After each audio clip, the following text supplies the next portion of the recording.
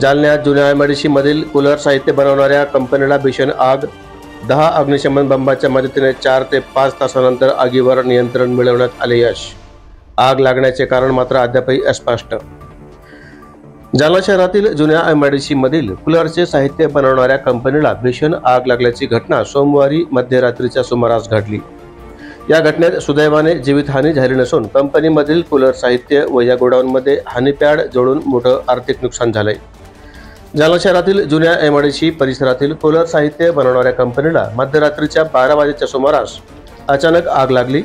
आग विझवण्यासाठी तब्बल 10 अग्निशमन बंबाच्या मदतीने पहाटे 4 वाजेपर्यंत आग विझवण्याचे काम शर्तीने चालू होते. दरम्यान या आगीवर नियंत्रण मिळवण्यात अग्निशमन दलास यश आलंय.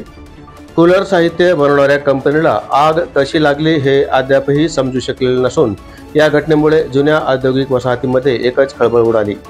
या घटनेमुळे कंपनी मालकाचे लाखो रुपयांचे आर्थिक नुकसान झालं असून जीवितहानी मात्र सुदैवाने टळली आहे.